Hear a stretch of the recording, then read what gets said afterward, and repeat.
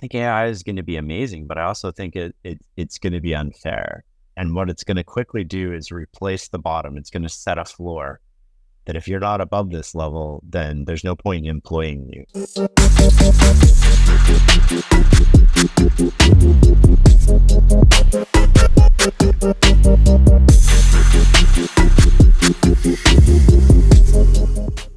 Shane, first of all, thank you so much for coming on CRED Curious. It's a lame attempt to copy what you try to do in life, full-time basis. Uh, uh, but thank you for being here and super excited to chat with you. And I'm so happy to talk to you again, man. It's been way too long since we last chatted. I should tell you one thing that has changed in my life because of appearing on your podcast. There are so many founders who I usually reach out to everywhere in the world to connect with them and meet with them. And at least 50-60% of them already know me because they have seen the podcast. And they are like, oh, Kunal's here. And I'm like, oh, I was trying to get in touch with you. And they're like, oh, we've heard your podcast. And in very different countries, I have found this to be such a big thing. So quite an amazing reach you have. And congratulations on that. It's amazing to be able to share your wisdom with people who've never encountered you before and listen to you. And then they're like, oh yeah, this is amazing. It feels so good to hear that. Shane, so let's start with just give us a quick background about you. And there are many people from India who will be listening to this for the first time. Many of us already have read about you in some ways, but would be a good to get two quick things. One, what is your background? How did you kind of land up to doing what you're doing? And what is your motivation behind what you're doing between the podcast, books? What are you really doing? Yeah, so I have a computer science background with an MBA, and I joined an intelligence agency right out of university. I went to work for one of those three-letter agencies because I wanted to serve my country and tackle interesting problems that not a lot of people want to tackle. And throughout that process, I started making a lot of decisions and got thrust into positions of leadership and responsibility that I probably wasn't quite ready for. But we didn't really have a choice. We just had to use who was in the building, and you put your hand up, and it's next man up sort of mentality. And I was nominated. So the blog and the website fs.blog started as a means for me to reflect on the things that I was learning, because I wanted to learn about how do I make better decisions. I want to learn about Charlie Munger. I want to learn about Warren Buffett. I want to learn what they're doing differently. What can I take from that to apply not only in my life, but apply at work, so that we're more successful and our allies are more successful in what we're trying to accomplish. And I was probably one of the first people in the organization to start taking these ideas from outside and implementing them inside. And of course, at the time that I started this, I wasn't allowed to have an internet presence. I was anonymous. I mean, I worked for an intelligence agency. I wasn't allowed a Twitter profile. I wasn't allowed a LinkedIn. I wasn't allowed Facebook. I mean, none of this stuff was allowed. And so it was really just an anonymous website. And the original website was 68131-1440.blogger.com. And 68131 is the postal code for Berkshire Hathaway, and 1440 is the unit number in Hewitt Plaza. And it was a series of digits because it was never intended to be read by anybody else. It was really just intended to be my reflections on what I was learning and struggling with and trying to connect and trying to piece together. And then it sort of took off. I guess Wall Street sort of found it somehow. And by 2012, I think we had 50,000 readers or something, or I don't know, maybe 25,000 readers. And then in 2018, it really blew up when the New York Times wrote a profile on me. And, they called me and they were like, why is everybody in on Wall Street talking to you? Why are you so sought after, this guy from Canada? And then it really exploded from there. And now, we have a newsletter and a podcast and a website, and it's still the exact same thing that it always was. It's me reflecting on what I'm learning, and now I'm just sharing it with the world. And I'm so happy to get to share that with more people. Amazing. I'm just kind of curious about a few things. Over reading so much, over meeting so many interesting people, seeing broad patterns, what have you concluded as intelligence? What is intelligence? Like, what is really the meaning of intelligence over here? I'm going to tackle that in maybe a different way. Well, what I've concluded is that the people who are consistently getting the outcomes that they want, and that doesn't mean they get it every time, but the people who are consistently getting lucky, almost as if it looks from the outside, one thing that they do differently than everybody else is they put themselves in a position for success. They play on easy mode, as if it were. They're never in a position where they're forced by circumstances into doing something they don't want to do. And they always seem to be prepared for whatever comes next. And this was mind blowing to me because I haven't really heard this talked about a lot publicly. And I don't think anybody's really put this together yet.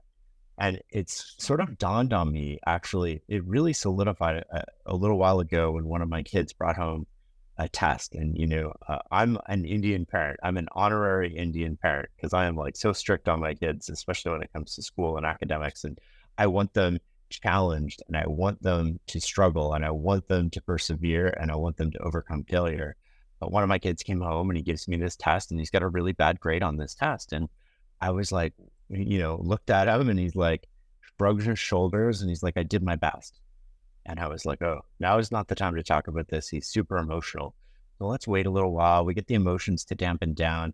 And then I talked to him later on that night. I'm like, tell me what it means to do your best. And he's like, well, at 10 o'clock when my test started, I read all the questions and I read all the points and I allocated my time and I answered the questions to the best of my ability. And I was like, really interesting. Let's rewind 96 hours, 4 days. Did you study for the test? Well, I studied the night before. Did you sleep well? No, I went to bed late. Why did you go to bed late? Because I was cramming for a test. Did you get up and have a healthy breakfast? No, because I was running late. So I just grabbed like a Pop-Tart. Well, did you get into a fight with your brother? Yes. Why did you get into a fight with your brother? Because I was running late and our bathroom times got mixed up. I was like, so look at this. You chose to play on hard mode. You didn't know it at the time. These were ordinary moments. You're not thinking about what position this puts you in. But what you did was you chose to play on hard mode. It doesn't mean the test wouldn't have kicked your butt. But you chose to go into that test making it harder than it had to be. And so often in life, this is what we do. We make it harder than it has to be because we're only thinking about decisions and outcomes from the moment of the decision forward. We're never thinking about the position we're in at the moment of decision. Are you operating from a position of strength? Are you operating from a position of weakness? Or in the language I use with my kids and a lot of adults, are you playing on hard mode or are you playing on easy mode? Interesting. I find it so easy to connect with this topic. I find it so hard. So I often tell people in India, there is a word called sangharsh, which is it loosely translates to struggle to get something, right? Like you struggle. And I said that so many of us have become addicts of struggle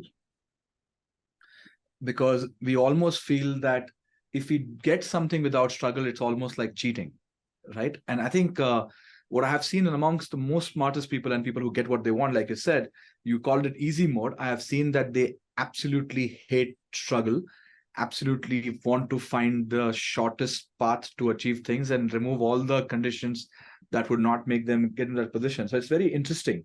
And honestly, it comes from thinking, preparing, planning versus just constantly being busy and doing. There are no points for difficulty in this, right? I'm curious to get one more perspective that what are the few major beliefs, if you reflect back from the time you started and let's say mid the journey, then you're still kind of getting incremental knowledge, like you're kind of everything is kind of giving you now 1%, 2% return, right? Every new conversation or every new thing you read. What are the few things in the last few years that like absolutely shook your belief systems? Like what are the few things that you discovered that kind of resonate with you now that you did not think that existed or that point of view existed? Well, one thing I had never thought about until we talked about it actually was sort of where we place the emphasis on spending is a signaling mechanism. Not only are you spending more in your living room or are you spending more in your bedroom? Yes. And then what are you signaling to other people in your bio? So we talked about this. And ever since we've talked about it, I'm like, oh, where do people spend money? Why are they spending money there? And I thought that that was like, it's just once you see the world that way, everything changes. And it doesn't mean that, that insight is worth millions of dollars, but it changes how I look at things. And it Yeah. actually gives me better insight into people because now I can understand what is it that they value. And one other thing I think we talked about was sort of what people signal is something that you can use to manipulate them, but it's also a signal of what they value and what's meaningful and what's important to them. And you can do that from a LinkedIn bio, you can do it from a Twitter bio, you can do it from all these things, and you can gain a lot of insight into people through doing that. And that was something that was like that was a big thing for me. I still chew on this all the time. That's amazing. That's amazing and flattering. Thank you. I have to ask you a question on the book. Uh, what was the insight that you wanted to communicate through the book, and what was that big moment that you felt that I think this needs to be communicated through a structured book versus kind of a blog post here and there?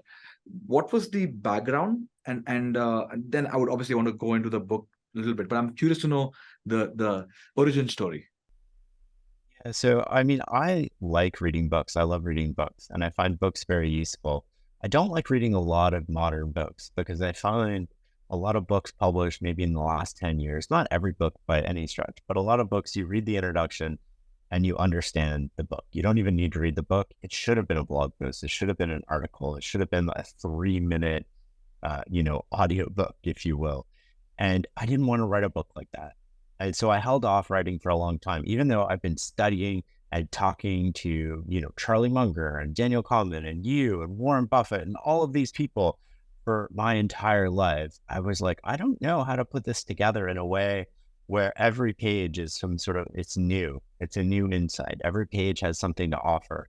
And I think the two big insights for the book, if you will, that are unique, perhaps, and all of these ideas are other people's ideas. Just to be clear, I am like the wrapper around the bouquet here. These are stolen, they're borrowed, they become part of me. Some of them I've used for so many years that I don't even know where I got them from. Mhm. But a few of the big ideas in the book are positioning matters, right? Playing on easy mode or hard mode. And then you have to manage your defaults. And some of the defaults we talk about are emotion, ego, social, inertia. But when we talk about this commonly, when you read most books, when you pick them up, they tell you, oh, it's very simple. You get angry. Everybody gets angry. You just need to recognize when you're angry. And once you recognize when you're angry, you just tone yourself down. And Mhm. it's so funny because it's like that might work 10 or 15% of the time. So I didn't want to write a book until I had a really better idea about how to deal with this stuff. And the insight about how to deal with this is, how do we take our environment, because environment determines behavior, not only physical environment, but virtual environment. How do we create an artificial environment whereby we can get better insights, whereby we can make better decisions, whereby we can avoid trouble? And avoid trouble is putting it on easy mode, right? So, you don't send that angry email. You don't say those things that can't be unsaid. You don't do these things. And so I looked to sports and I looked to sort of Warren Buffett and I looked at all these people and I was like, what sort of insights can we draw about how to do that? And I think that that was sort of, and then once I got that, I was like, I think, I have enough here for a book that I would want to read, a book that I would give away, a book that I would mark up, a book that, would be useful to me. And the idea with the book was, I just want to be useful to people and I want to get it into as many hands as possible. And hopefully people find it useful. And I've been so lucky. The feedback, it's been out 2 weeks. It's blown my mind. We made the New York Times list, the Wall Street Journal list. I get emails every day from people saying how they're putting what's in the book to use in their life. And that makes me so happy. Amazing, amazing. Uh, let's just go a little bit deeper into this. I'm curious about uh, what is clear thinking. Like I'm just kind of, there is fuzzy thinking and there is clear thinking, and what is really that? Like, if you can just unpack that a little bit, like what are the virtues of that? Yeah, so there's three real components to clear thinking: positioning, managing the urges that get other people into trouble, and then thinking independently. And if you're not thinking independently, you're not thinking clearly. You're letting somebody else tell you what your thoughts are. You're just running on somebody else's opinion. You're never going to create advantageous divergence. You're always going to just do what the crowd is doing. And the problem with a lot of people, there's no problem with doing what the crowd is doing. Best practices are, though, by definition, average. So if you want to create advantageous divergence, you have to opt out of best practices. You have to do something different, but you have to be strategic and insightful, because if you opt out and you're wrong, there's no points for that. You got to opt out and you're right. And so how do we create situations where we can opt out and be right? How do we manage these urges that we all have? Buffett calls it temperament. How do we do that in a way that we can think clearly in these moments when we don't ordinarily think? And I think something that everybody will resonate with is, what do I mean by ordinary moments? I mean, like my son's test, like that, the 4 days leading up to that, that was a series of ordinary moments that, put him in a bad position. He wasn't consciously choosing to make these decisions. He wasn't thinking. Or, you're arguing with your partner or spouse about something so trivial, whatever it is. Maybe you left your shoes in the door, or they left their shoes in the door. It doesn't, like, you start arguing about something trivial. And if I were to tap you on the shoulder in that, and I said, hey, Kunal, do you want to put water or gas on this situation? You would look at me and you would say, water. Like this doesn't matter. This isn't important. Why am I spending energy on this? Why am I doing this? And in that moment, you're thinking. And because you're thinking clearly. We generally, once we think, we're generally pretty good. But these ordinary moments get us into trouble because we're not thinking. And we're taught throughout our whole life, hey, if you focus on the big decisions, if you find the right partner, if you pick the right company to work for, if you pick the right city to live in, like these are the big decisions. And we generally think about these. We don't, we're directionally correct. We might not get them perfect, but generally speaking, we get the direction of that really good. The problem is, if you don't show up to work and work your butt off every day, well, it doesn't matter that you picked the best company to work for. It doesn't matter you had the best opportunity. It doesn't matter you had the best boss. It gets multiplied by zero. Think of your partner. You don't invest in that relationship. You don't put the time in, the effort in the ordinary days, the ordinary moments. It doesn't matter. You're gonna wake up to divorce papers. You're gonna wake up to them walking away from you. Mm-hmm. And the same thing. So you have to think about these ordinary moments because they have the ability to multiply all these big decisions by zero. Mm-hmm. And yet we focus so much on the big decisions and we don't focus on these ordinary moments that determine the outcomes. So interesting. You talked about moving away from the automatic mode that your amygdala has got into and kind of activating neocortex by putting a neocortex question. It's an interesting thing to think about. I had mentioned this to somebody recently that people with poor emotional regulation can be quite entertaining to watch, but in positions of power, they can be quite devastating. Totally, 100%. And so how do we create the environment? How do we create an artificial environment whereby we can regulate ourselves better? Mm-hmm. Ideally, we want to prevent these things from happening. That's why positioning is so important, because positioning doesn't change the fact that you're going to get upset, but it changes how you deal with it. Are you on easy mode or hard mode when it comes? So you want to avoid it if you can. Then you want to position yourself to be on easy or hard mode. And if you can't do any of those things, are there strategies that we can use to create an artificial environment whereby we're not thinking, but we're following a rule, where we've laid out a process by which that we can follow, a ritual, if you will, that helps us avoid trouble and just gives us that little pause between stimulus and response for our brain to kick in and be like, is this moving me toward the outcome I want or away from the outcome I want? Interesting. So interesting. Let's do an experiment on applying the framework live through a potential example. Let's say we are trying to role play two people who are investing in startups in early stage where data is barely anything. You can't really know much. And you want to be good at making those decisions. What would you recommend to someone who's trying to get better at that? on how to get to that position and how to unlock that easy mode? Like, what would be the Yeah. Well, practical so a couple application of like that? things come to mind that might be a little bit counterintuitive. One is deal flow matters, right? So the opportunities you're seeing. So what's easy mode from a VC perspective? I'm not a VC. I'm just sort of like hypothesizing here. Easy mode is the best deals are coming to me and the worst deals gets filtered out. So my selection pool all of a sudden is better. So how do I get better inputs? Mhm. And better inputs in this case means how do I get better deals coming in? Better insights is another thing that you want to get. So how do I think differently than my peers? Because if I want to have unique insights, I can't think like everybody else. So am I consuming the same information that everybody else is consuming? So these sort of go into easy mode, hard mode, right? Mhm. If you're consuming all the same information as other people, you get all the same deal flow as other people. Well, you've made your job harder than it needs to be. The second component of that is sort of like, how do I manage these urges, right? And these urges come from environment, they come from stress, they come from outside influences. So what are my pressures? Am I pressured by investors to invest? If I feel that pressure, I'm likely to make bad decisions and I'm not likely to think as well as I could be thinking. If I'm pressured by time boxing, founders are like, this deal's closing in 12 hours. Do you want in or out?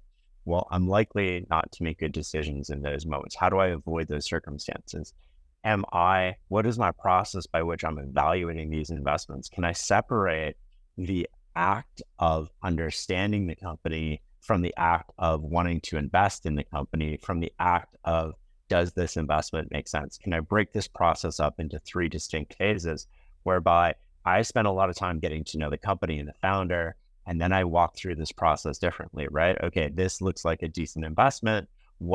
Does the investment line up with sort of what I'm running from a money point of view, whether it's individually or a fund? Is it the right check size? Is it the right longevity? Do we think long term? So the company's good. Now let's check all these other boxes off. And then third, am I going to write this check? Does that make sense? I only have one investment left in this fund. Am I being pressured because I want to raise another fund? Is this a company that's all over the news and I'm doing it because I want to show it as an investment to my LPs? What's my real motivation for this? And I think these are the things that you want to walk through, and you want to create an environment whereby you're helping yourself get to the outcome you want using process and rules. And I think that sort of allows you to increase the odds you're going to think independently. What's your reaction to that? You do I this for a think living. no. I actually I have a very different. I invest a lot more on a part-time basis, but more on a full-time basis. I keep building a company. I think when I think about the framework, I think it's a good structure of input levers to follow. And that Mm-hmm. was my next question. That when you have done enough good thinking and enough good decision, it becomes your gut, right? What we call as gut. So when you switch to that mode, right? Sometimes you don't know how to explain that. How do you see that? How did you think that? How do you make and you can't really explain what's going on.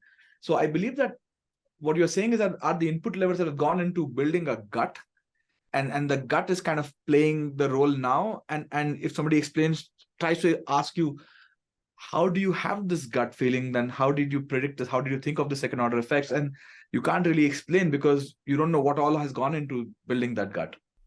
Yeah, so this is really fascinating, right? Because if you are all in on VC investing, your only hope of developing intuition and associated pattern matching is to be all in on this for years. If you're just starting out, you're not going to have a gut. You're not going to have judgment that's calibrated. And so what do you need for intuition to develop? You need rapid feedback, you need a lot of repetitions, and you need the same environment. And when you have all three of those things, your gut tends to develop fairly quickly. When you don't have all three of those things, it develops really slowly. And so if you're all in on this and you do it for years, you can have associated pattern matching. This company reminds me of this company. Here are the similarities between them. It's like, searching on Google, instead of an exact quote, it gives you, here's the most likely result. That's what you're trying to do when you're developing intuition about investments.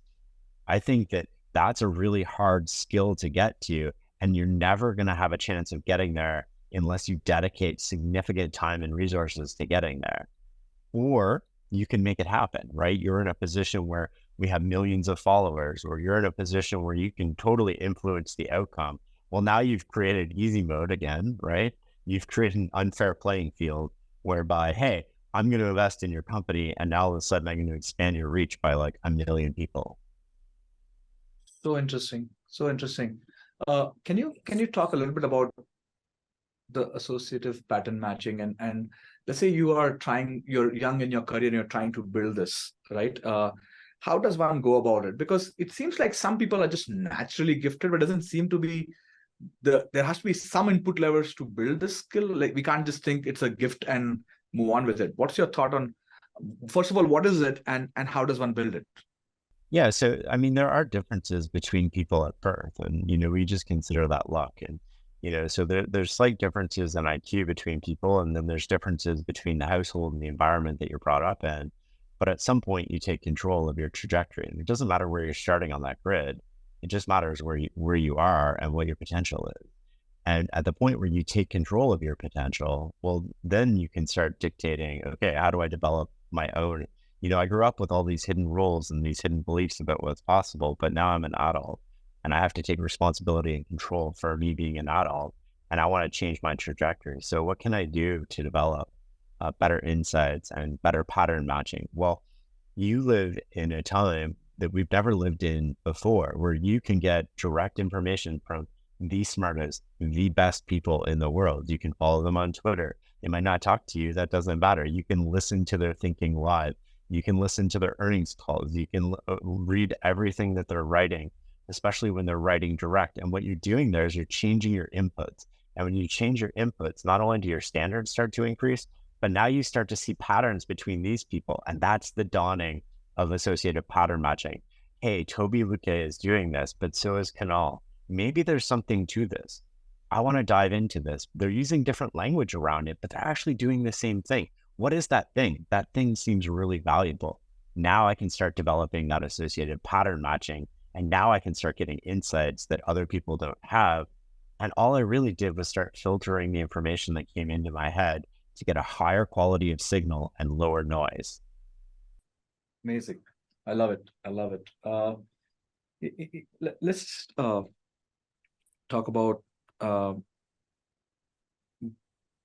since you probably started writing, I'm sure it'd been a while that you were writing about this book and thinking about this pen, and suddenly GPT arrives and we are all in this AI world.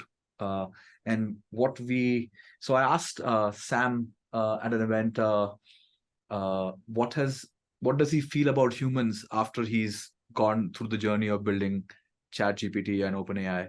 And he made an interesting observation. He said that I used to always think that humans were this special species that were gifted intelligence, and now have come to a conclusion that intelligence is just a property of matter, and not be our special gift anymore, right? And fascinating and scary at the same time. But I'm curious to know, what is your view on what's going on with GPT and AI, and how do you see the second order effects of this? That's an interesting observation by Sam. I'll have to ruminate on that before I offer any comments on it. I think AI is going to be amazing, but I also think it's going to be unfair. And what I mean by that is, like, Jeff Bezos and I have the same tools available to us. He uses an iPhone, so do I. But the way that he uses that iPhone creates a lot more leverage than the way that I use my iPhone. And AI is going to offer leverage at various levels from, the bottom of the food chain to the top of the food chain. And what it's going to quickly do is replace the bottom. It's going to set a floor that if you're not above this level, then there's no point in employing you. Your judgments aren't good enough, AI, but that floor is always going to be rising. And it's going to allow your best people to be even better. Right? And so this is how I think about it, where your best, your most valuable employees are not going to be 10 times better. They're going to be 100 times better. All the time that they spend searching for information, all the time that they spend on rudimentary tasks is gone. All the time they spend interacting, gone. They can now do the thing that they do really well, and they can do it better than anybody else. And they can get the insights. Now, it's a race between, can I keep up? Can I be better than AI? because now all of a sudden complacency is not really an option. Whereas with people, complacency is an option. If I'm slightly above average, then I can be complacent. I'm less likely to get fired and I'm less likely to lose my job, and I can still be a little lazy. But now all of a sudden I'm in a race. I find myself in a race with AI, because that AI might be starting out at a 25 and I might be at 52, but that AI is going to increase every year. And can I increase faster than AI can increase? Can I demonstrate value? Can I create value? Can I have unique insights and unique judgment? What's going to be common is AI is going to be best practices, but by definition, best practices are going to be average. And so again, how do I create positive deviation or advantageous divergence from the crowd? I need to know when to opt out of AI. I need to know when to use judgment. The same as policies and procedures in organizations. You develop these procedures, and the most valuable part of that procedure is the person who's executing it opts out. This procedure doesn't make sense in this situation, right? They're exercising judgment, and it's that judgment that allows them to be paid really well. I love it. I love it. I'm curious. What are your thoughts, though? I mean, I'm so curious about your second order thoughts. I have very similar view. Okay. I believe that every technology has managed to cause advantages for the whole humanity, but extraordinary advantages for a small group of people who know how to leverage, right? In fact, I was almost going to make a recommendation in this thing. When I was thinking about what you're saying, I was like, what if you could see the GPT searches of the best minds? And it was public information. Because it's not about the answers anymore, it's about the great questions.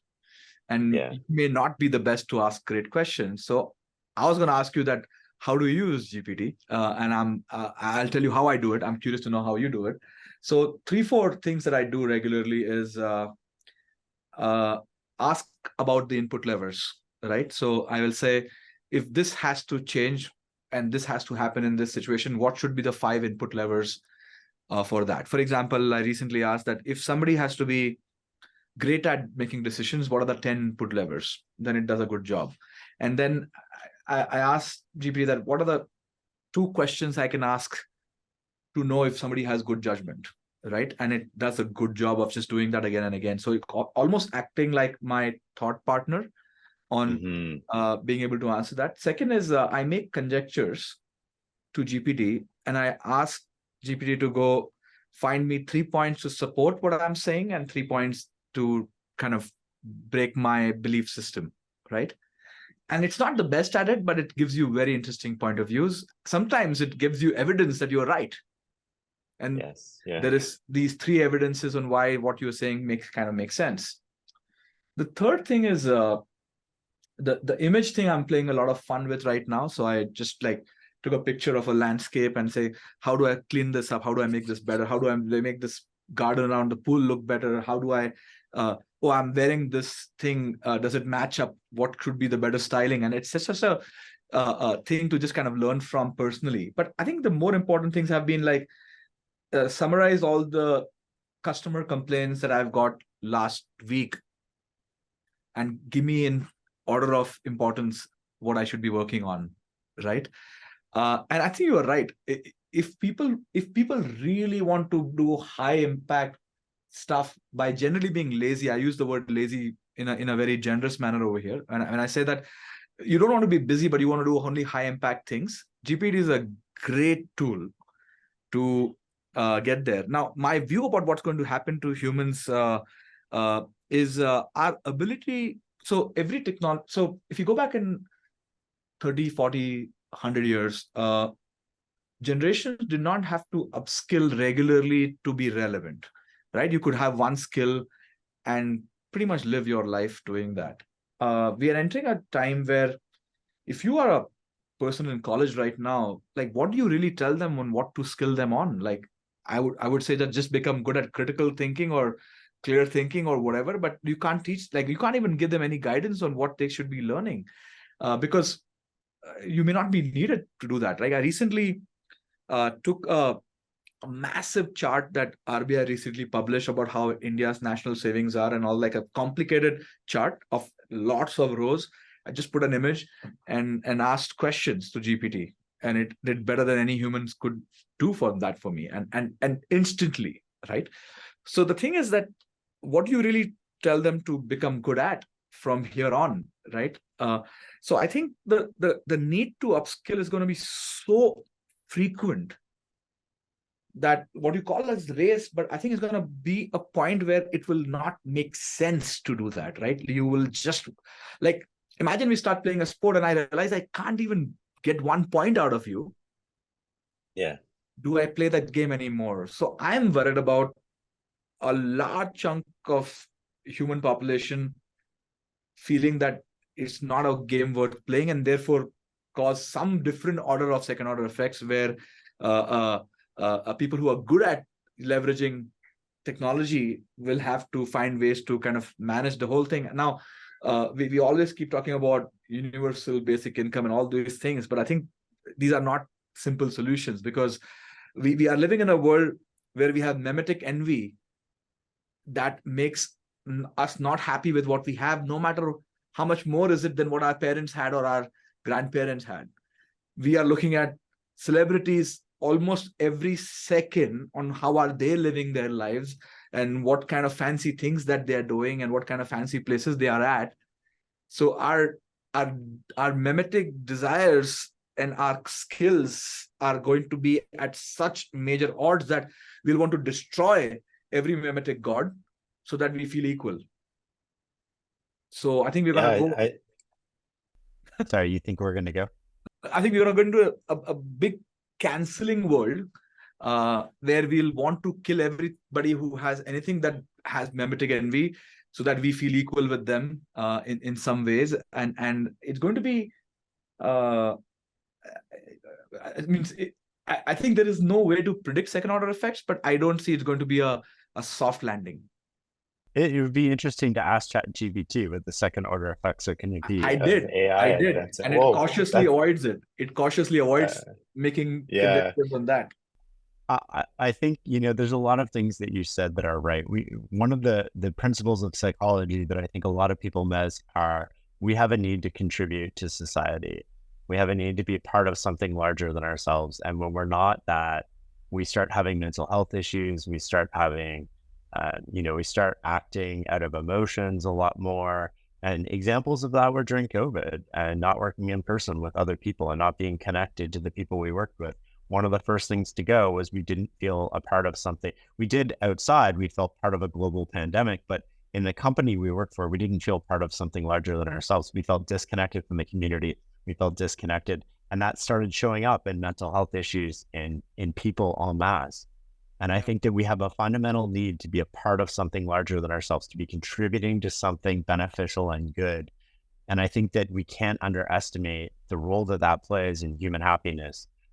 The rewards are going to be different for people who know how to use and take advantage of AI, and the people that can leverage themselves and go from 5 times leverage to 100 times leverage. And they're going to be disproportionately rewarded. When it comes to teaching skills to kids, I mean, you're right, but let's invert it, right? We don't know what the future is going to look like, but we do know that there are several skills that you can learn that are going to help you no matter what the world looks like. Yeah. Are you resourceful? Can you overcome adversity? Can you work hard? Right? These are not going away. These things are always going to be the case. Yeah. And I agree with you about, these problems aren't easy to solve, but in a way, they're really good problems to have, right? The advancement of society and, collectively, I don't think we're anywhere, in the next 5 years about AI sort of like running 80% of people out of jobs. I mean, right now you might be able to replace 20% of people with AI or 80% of government, but 20% of people, I think in the future, that number is going to go up. So you need to advance your skills, and that's good, right? That'll be a forcing function for everybody to get better at what we're doing and to get us out of complacency, which society advances, and it doesn't advance when we're complacent. But I think there's so much we can do with it. In terms of how to use it, just going back to the question at the very start, I love the ways that you're using it. I don't think I've been that clever about how to use it. I mean, we've already replaced some outsourcing with it, right? So where, Nice. I'll upload stuff and I'll be like, edit this for spelling and grammar. Don't change any words, but edit for clarity, spelling and grammar. And it'll come back and it'll make minor edits, and it's at 199.9% grammatically correct. So the people that we were paying before to manage editing and all of this stuff, with the exception of podcast transcripts, where we sort of fill in blanks and do a lot more detail with them.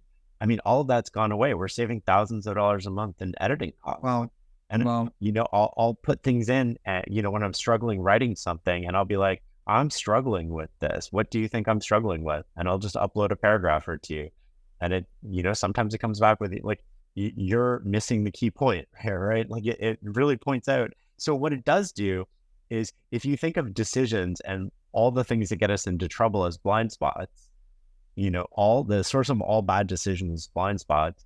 Well, Chat GPT can now all of a sudden start illuminating blind spots for me. And it doesn't mean you're going to win. That's a different scenario, right? If I know everybody's hand in poker, I don't have any blind spots. That doesn't mean I'm going to win the hand, but it means I'll play my hand perfectly. Yep. And so I think what we can use it for is like getting input into our life, getting a different perspective on our life, getting different perspectives on our work, right? So sometimes I'll be like, how would Marcus Aurelius look at this problem?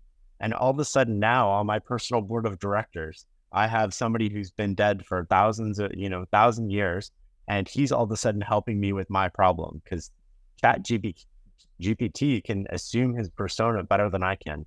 How would Warren Buffett look at this problem? What would he consider to be the most relevant variables?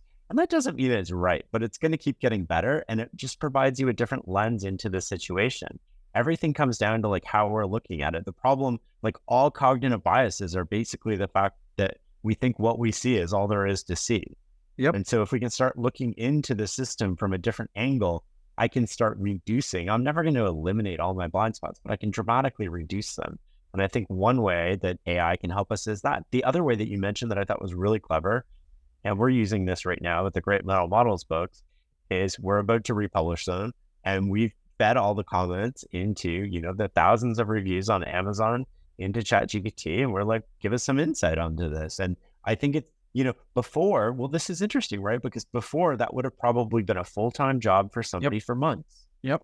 And my ability to extract insights from that would be 100% related to their ability to determine what is an insight and what isn't an insight. And, if you have the right person in that role, you're going to get the right insights. But if you have an idiot in that role, you're not going to get any insights. You're going to get the wrong insights from that. Yeah. And so now all of a sudden you can see how this is going to take over, how it's going to replace jobs. But not only that, you can see how it's going to give the best people more leverage and make them faster. That took minutes. Yep. It would have taken months before. Yeah, I think that's absolutely true. The absolutely crazy thing will happen when the best people share how they use this, and that compounds. Like we spoke about, how are we using this? And imagine if this becomes a way of people sharing, companies sharing what they are doing. For example, I've been to a few demos, and I'm like, wow, like I was invited to a global bank's AI demo thing, and I saw the demo, and I was like, this means like 50% of people are not needed by the bank anymore if you really are going to make these things live. And this person said that, oh, but we cannot let people go. And I think that's the right thing to do. But what makes well, hold on. Wait, let's walk through that, right? So there's a couple of angles to look at this through, which is from an existing bank that is protected by regulations from new entry. If I can prevent competitors, then yes, I can keep those people employed. If I can't prevent competitors, then the next bank is going to be much more efficient because they're not going to start out with all these people. And then you have a political problem, which if we have mass layoffs of the lowest levels of jobs, the levels most easily outsourced already to AI, well, now we have a political issue. And that can cause a whole bunch of discord within our country and between our country and other countries. And that becomes like a really interesting problem to think about and how it manifests itself. But the seeds of destruction are already sown. You can delay them, but the seeds of destruction are the next company that starts is using AI in whatever they're doing. So your competition is coming. And if you want to survive your competition, you have to imagine this world where your competition has all of these things working for them already. Yeah. I met a founder who's building an AI based company using GPT, and very interesting interview framework he's implemented. Wait, tell me more about this. Because the interview framework is the following. It's a regular stuff, but there is one assignment. And the assignment is so complex that, and you are given only 24 hours to complete the assignment. Unless you are really good at using GPT, you are not going to get this assignment done. So the key way to getting hired over there, that no matter what the function is, you are getting hired for legal, you're getting hired for something else, it doesn't matter. The assignment is so hard that unless you are really mastering GPT, you'll not be able to complete the assignment in 24 hours. And that's the only hiring criteria that they have. Now imagine this person has managed to get these high leverage people into the firm, and this is a new company, which means it requires significantly less people to get more stuff done. And I see their demos and I'm like, wow, this is next level. But now imagine doing this in an existing company. Yeah. Imagine it's a thought experiment. Everybody's given an assignment again to secure their job again. Yeah. I mean, that's a great way where you can take advantage of ChatGPT to hire better. And instead of, hiring twice as good, now you're hiring 5 times as good as before. And that in and of itself will lead to super nonlinear results. Yeah. Imagine an AI interviewer versus the biased human interviewing that we do in a job situation. It would extract more insight. And by the way, guess what? It'll be extraordinary at reading face expressions. It'll be extraordinary at reading a body language. It'll be extraordinary at all the other things that you have no clue about. Yeah. In judging somebody. Can you imagine being on Zoom with your company and all of a sudden AI pops up when I'm talking and or somebody's talking and just little bullshit button goes up over it. And it's like, he's lying. He's not telling the truth. He's being evasive. And like, what will that do to meetings? But yeah, it'll prevent sort of like B people from hiring C people in a way that we haven't been able to really do before. Yeah, small companies can do it, but bigger companies haven't been able to do it. It'll be interesting to see how all of this manifests itself through society. I mean, there's always going to be a market for insight. There's always going to be a market for hope. There's always going to be a market for meaning. And these are things where we can do a lot of things as humans, leveraging AI to get better results. It's going to be fun. We can talk about this topic all day long. I'm going to move to some questions. We have less time. Yeah. We have next 15 minutes to cover a few things.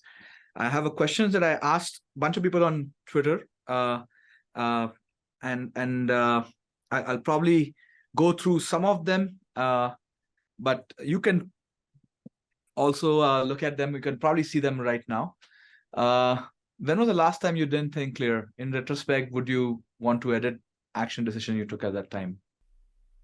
Well, I'm trying to think of an example that comes to mind that had consequences that was sort of like significant and not trivial. Without getting into the details, I made a poor decision in the heat of a moment, I don't know, 3-4 months ago. And so this is after I've written the book. We all do this, right? I don't want to be held up as the paragon of somebody who always thinks clearly. That's not the case. The point is that we can be better at it.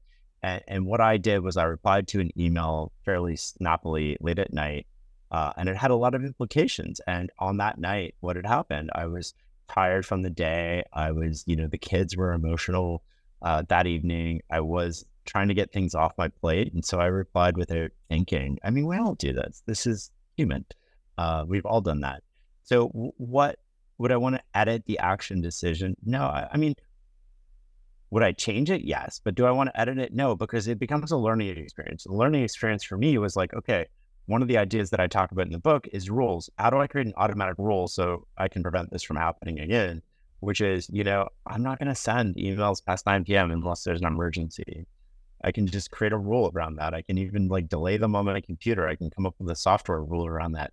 There's lots of situations where I'm like, okay, if I'm going to be prone to do that, and I look into what went into that, right? Why was I so emotional? Well, I've been back to back to back to back meetings for the last few months. And so this has been part of the book launch. It's part of the process. I get it.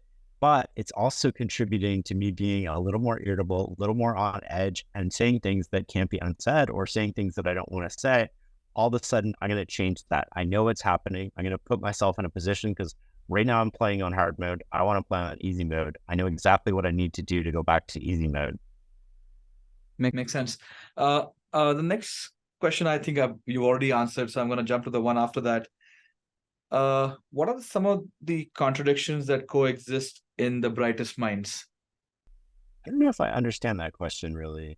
Basically, let me try to kind of decode this in some ways. Like what are some of these crazy contradictions that exist in brightest mind? For example, chaotic but structured, or perfectionist but like absolutely complete chaos. Like what are the things that you've seen that kind of exist as contradictions in the brightest minds? Well, I think, maybe I'm getting the question wrong, but one thing that comes to mind is the brightest minds tell you a particular approach to doing things or something that's valuable or a way that they do it. And the contradiction is that works in their environment and might not work in your environment. But the real insight is that they've set up their environment in a way that works for them.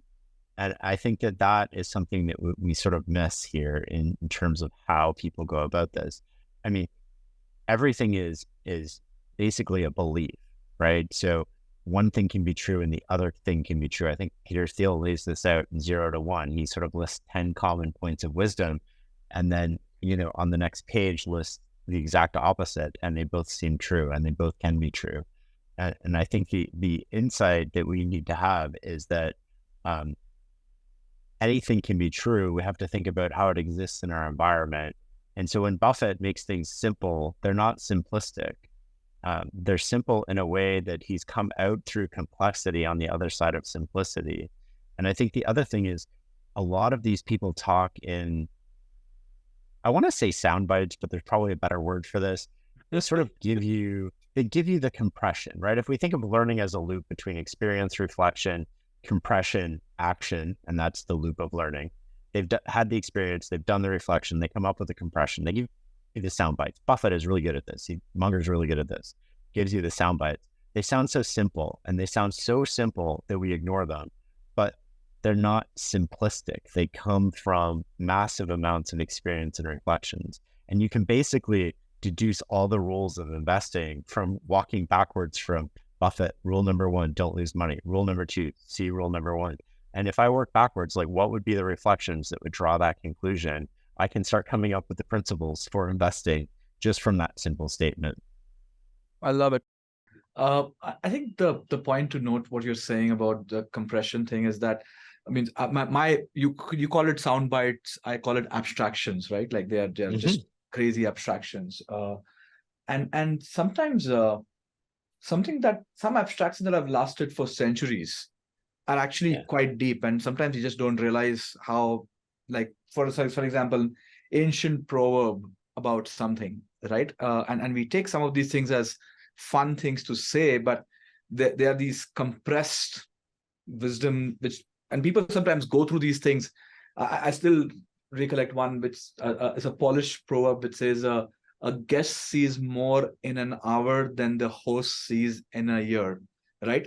And such an interesting thing to just kind of put that perspective, and you can suddenly start doing that. So the way I applied that is, every time a new person joins CRED, I tell them in 15 days, 25 days, can you give me your key reflections? Because you are not the host yet, you've not become system yet, but you will have the sharpest observations. And I have learned immensely from that one compressed wisdom applied in other contexts and kind of lived. But you're right, it's very hard to people to kind of see that application layer. Also, another thing that you just say is that you need to find the motivation to apply everything, right? For example, don't lose money can be loosely applied to don't hire idiots. Yeah. And see rule number one, right? Yeah. And the thing is that if you just do that again and again and again and again, you'll be fine, right? Because good people It's so funny because we're chasing complexity when the answer lies in simplicity 99% of the time, but we want to feel bright. So the simple ideas don't carry enough weight with us because our ego takes over and we want to feel like we have a unique insight. So we want to make it harder than it actually is. And the process of making it harder than it actually is, we sort of choose to play on hard mode. I've seen a beautiful bell curve meme, which is showing a low IQ person and a high IQ person and a full bell curve over there. And it talks about how to lose weight. And this one says, eat less, work out more. And the bright person says, eat less, work out more. And everywhere in the middle is like, oh, you need to do this diet, you need to do this, you need to do that. Like all sorts of things going on. But ultimately, things are just simple. But that's the thing. We should move to the next question. Yeah. This is an interesting one. I'm also curious about this. You worked at an intelligence agency, a 3-alphabet one, and you obviously had to deal with situations. Like, what have you learned about reading people? And I'm sure there's a very distinct way. When you did a podcast with me, I actually was exhausted after that podcast. It took a lot out of me. So there is something that you do, and I've not experienced that with anybody else. What is going on? Well, I first of all, I didn't work in a human intelligence agency. I worked in a signals intelligence agency. With that said, I mean, when you work with people in human intelligence, you sort of pick up on things. And I think that some of the things I developed an intuition about is people, right? And that doesn't mean my intuition is always right, but having met thousands of people throughout the course of my life and having worked with a lot of people, you develop little tells about people. Are they consistent? Are they reliable? Can I trust them? What makes somebody trustworthy? Well, consistency and reliability go a long way to building trust. And what do I do if I don't have that person in my life? Well, you get rid of them. And that doesn't mean you have to forget or forgive or any injustice that they've done to you. It doesn't matter. But you don't try, you try to repair that relationship once and then you move on, right? So what have I learned is that I don't hang around with toxic people. I get those people out of my life as quickly and easily as possible and as politely as possible. Again, you don't need to forget, you don't need to forgive, you don't need to do any of these things in order to move on. But too often we let the people around us dictate who we become and what we think. And I think one thing that I've learned is that those people have a really, really big influence on you. So you have to curate that. You also have to curate your inputs. And this is something that intelligence agencies are brilliant at. We don't think about, but the same lesson applies to Twitter. Who am I following on Twitter? What thoughts am I allowing into my head? What's the signal to noise ratio of this? I'm not a computer processor. I'm not going to be able to filter out the signal through all the noise. So how do I think about this? Well, the lead domino here is to get, who am I following? Unfollow everybody you're following today and start again from scratch. And maybe even max it out. Have a rule that you can't follow more than 250 people or something. And just follow 250 of the brightest, smartest people. Don't think about it in terms of politics. Don't think about it in terms of anything else. Just follow that because those inputs become your thoughts and those thoughts become your actions in the future. And so you're letting this dictate. The same as an intelligence agency. There's a huge difference between low quality information coming in the building and high quality information coming in the building. But we never think about that with what we consume, are the books I'm reading, the people I'm hanging out with, the thoughts that I'm following on social media. Are those high quality information that I can use to become the best version of myself? I love it. Shane, it's close to an hour, so I'm going to probably wrap and ask you one final question. What are the 3 reasons somebody should buy your book? Don't buy it if you don't want to buy it. So there's no marketing on my end here. I mean, I think if you're feeling stuck or, you're wondering what you can do better and put yourself in a position for success, the book offers you a roadmap of time-tested insights that hopefully people are still reading in 20, 30 years. And it's something that you can apply uniquely to your daily life and work. And it's something that should help you get the results that you're looking for. Amazing. Amazing. Shane, thank you so much. I wish we could chat for longer. I'm gonna come see you sometime soon. Yes, I would We love should that. meet in person. I have so many topics to chat about, but someday soon, maybe in I would Canada. love that. Yeah, let me know, or let me know when you're in New York next. I will do that. Okay, take care. All right, Bye-bye. guys. Thank you very much. I appreciate it. Bye.